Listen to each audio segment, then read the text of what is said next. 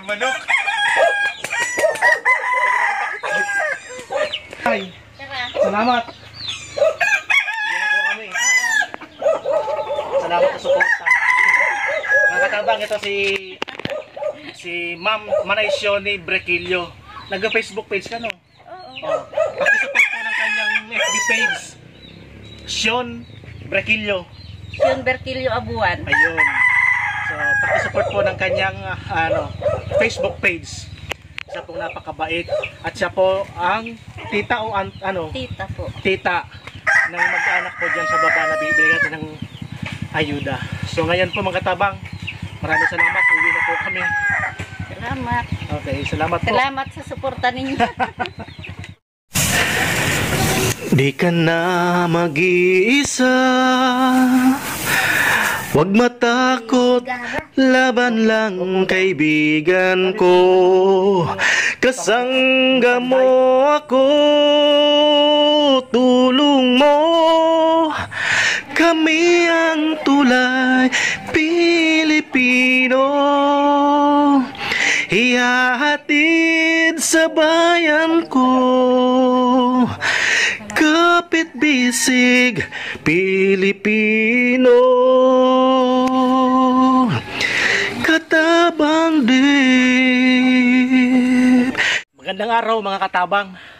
So andito ulit kami sa La Medalla Bonbon.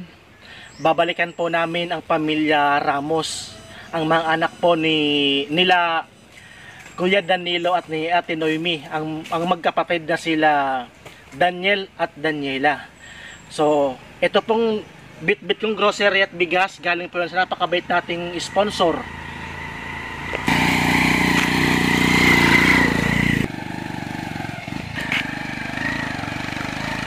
Si Millet Channel at si Ate Roslyn Orhasa, siya po ang nagbigay ng ating bigas at ang grocery po ay galing Ma'am Millet Channel.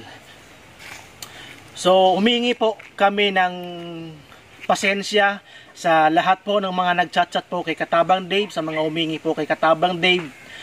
Hindi, pasensya na po, hindi po namin maibibigay po ang kahilingan po ninyo kasi po hindi po namin kaya sa ngayon. Yung mga malalaki pong nahingi ng tulong, ang kaya lang po namin ay yung mga malit lang po, minor. Kasi po hindi pa po kami tulad ng ibang kilalang vlogger na tulad nila Pugong Biyahero, King Lax at ni Virgilin Care at ang iba pang mga kilalang vlogger na sila po malaki na pong kinikita. Si Katabang Dave po ay nag-uumpisa lang po, nag-uumpisa pa lang. Gustuhin ko man pong tulungan sila, pero po hindi pa namin kaya. Masakit man sa aming kalooban dahil hindi po namin maibigay yung kailangan ng ating mga kababayan. So, ang kaya po namin ay yung mga grocery po, ang bigas. Nakadepende pa po kami sa mga sponsor po ni Katabang Dave. So, ngayon po humingi po ako ng pasensya. Huwag po sanang magagalit o magtatampo yung mga hindi ko po mapagbigyan sa ngayon. Kasi po, si Katabang Dave po ay wala pa po. Nag-umpisa pa lang. So nakadepende po kami sa mga sponsors ni Katabang Dave. So ang kailangan po namin, ipagsabay nyo po kami sa panalangin po ninyo para po sa mga kababayan po natin. So kailangan ko po ang suporta po ninyo sa pamamagitan po ng panonood po ninyo sa aming mga videos sa Facebook man po, lalo po sa YouTube. At may babalik po yan natin sa mga kababayan natin. Mas darami po ang ating mga sponsor pag si Katabang Dave po ay umangat. Tulad po nila Pugong Biyahero at ni King Lax. So ginagawa po lahat namin ng aming team, ng Katabang team. Sa mga burubundok po, inakyat po namin, hinahatid po namin ng personal ang mga goods na galing po sa mababait nating sponsor sa ibang bansa man at sa loob ng bansa. Kaya po, salamat po sa mga nagtitiwala. 100% po namin na naihatid ang mga tulong po ng ating mga kababayan na gusto pong tumulong sa mga kababayan natin na mga naghihirap. Tulad po nitong bit-bit ko na galing po sa sponsor natin. So maraming salamat po. Sana po wag po kayong magsawa na suportahan si Katabang Dave para po sa bayan, para po sa mga kababayan natin dito po sa Bicol, sa Albay, sa Libon o sa Karatig, munisipalidad po ng Bicol. So maraming salamat at nagpapasalamat po ako sa mga mababait natin na viewers, sa mga silent viewers natin dyan, sa mga whitey friends po natin dyan, sa mga member po ni Katabang Dave. Makikita po yan ninyo sa screen, at sa mga nagbibigay po ng blessings kay Katabang Dave, at sa major sponsor po ni Katabang Dave, pakisuportahan po ninyo Malu Parps from Canada. At si Nanay Rama OFW po, nagpalit po ng whitey name. Siya na po ngayon ay si Lady Jaja. And of course, si The Libs family. Sila po ang tumutulong po kay Katabang Dave. At hindi ko na po maisay sa lahat ng mga member po ni Katabang Dave. Makikita po yan sa screen. Maraming salamat po. Samahan nyo po kami sa bundok at ihatid po namin ang grocery para po sa magkapatid. Ang tatay po ng magkapatid ay nasa labas daw po, ay naghahanap buhay, nagdo-door to door. So maabutan po natin dito ang magkapatid si Daniel at Daniela. Pero po, sabi po ng dumang dito kanina lang po, na pag nakita po niya si Tatay Danilo, ay agad po niya po pupuntahin dito sa bahay kasi po andito po kami. So salamat po.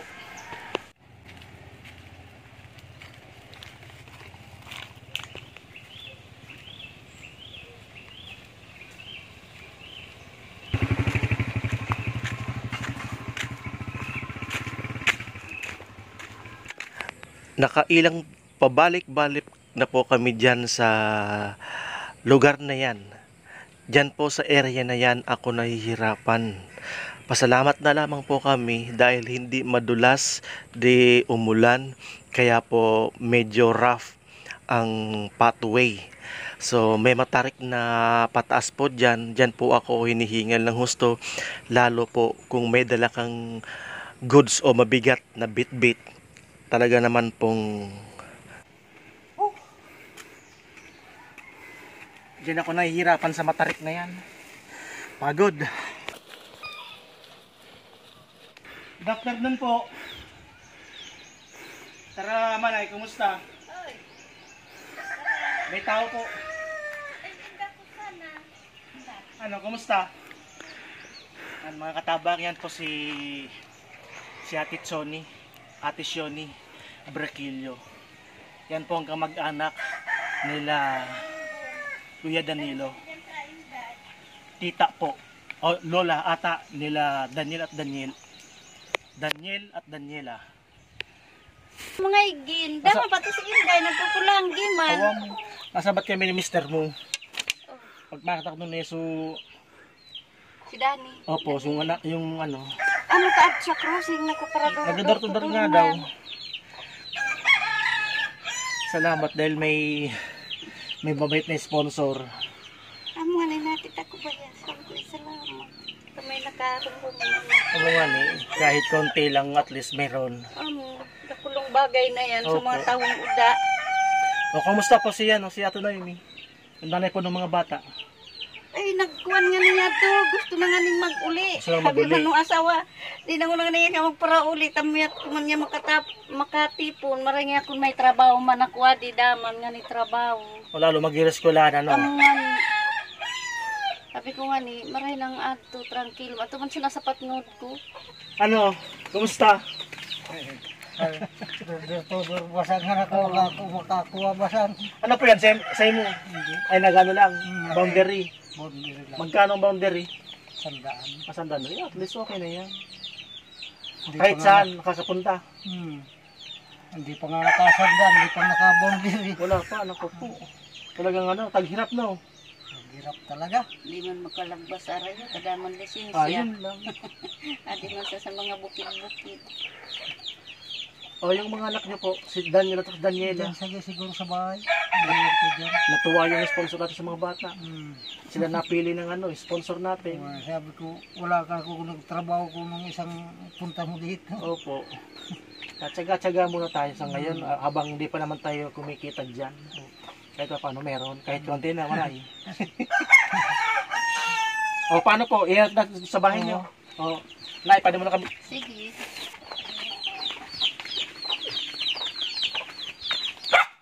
Garakol na katambang ha. Magpurot kitang sad. Ay.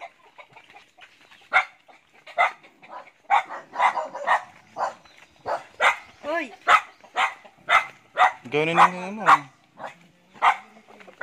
Tom. Hindi yan.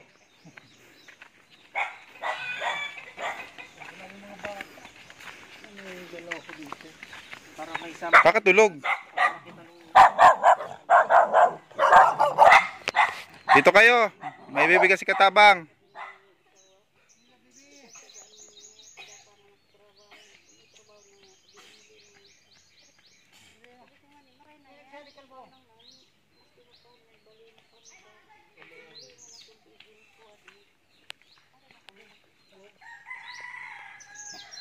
Tara, baby.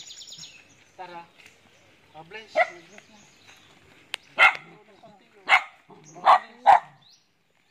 Daniel.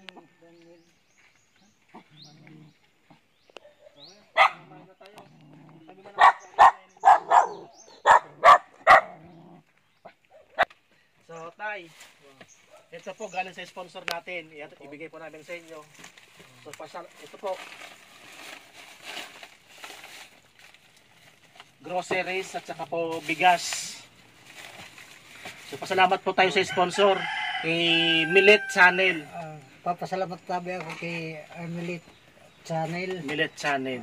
na, So, na nag-sponsor sa amin. Maraming salamat po. mga katabang, wala po silang kuryente kaya madilim. So gamit lang po namin yung flashlight ng cellphone ko. Ito po yung tatay ng dalawang batang ito. Ito po si Daniela at Si Daniel. si Daniel. Ang asawa po ni tatay, si Ate Noemi po, ay namamasukan pong kasambahay sa Manila. Doon po sa kamag-anak lang po. Opo. Sabihin po natin yung si Ate Noemi po ay kumbaga parang isip bata noon, tay. Opo. Kaya po doon lang po sa kamag-anak na mamasukan para po may pambiling gamit na school supplies po sa darating na pasukan ngayong taon. So si tatay po nag-door to door. Di pa nga daw po siya nakaka 100, wala pang boundary. Ang boundary po sa pag-door to door is 100. So paano po yan, tay? Mamayang gabi kung wala pa kayong nakukuha o wala pang kita. Wala naman magagawa. Bibigay ko na lahat yung mga ilan matira. Ito po, salamat dahil Papasalamat ya ako dyan. may sponsor na dumating po sa pamilya. Opo. So, ito pong babae, si Daniela, mag-aaral na rin po. Opo. Kinder. Ngayon na po, pasukan. Si Daniel po, anong grade na po? Korean grade 4 na po. Grade 4. Ngayon na pasukan na. Ngayon po, may nasaga po kaming balita na si Daniel daw po, pag pumapasok, minsan daw po, kumaga yung baon, minsan daw po ang baon, asin lang, minsan toyo. Wala kasing pambili ng ulam. So, pwede po natin tayo ulit mabidyohan yung bahay po ninyo. Okay. So, ito po pala, muli po mga katabang, itong bahay pong tinutuluyan po nila ay sa kamag-anak po ni Kuya Danilo. So, uuwi na daw po dito yung kamag-anak nila. So, saan po kayo tayo lilipat? Halimbawa na umuwi po yung may-ari ng bahay na to. Pwede naman dito makitugrok sa lupa na to. Ang problema po yung panggastos. O panggastos lamang. Oh. So, ngayon po, ito po yung tinutuluyan po nila, Kuya Danilo.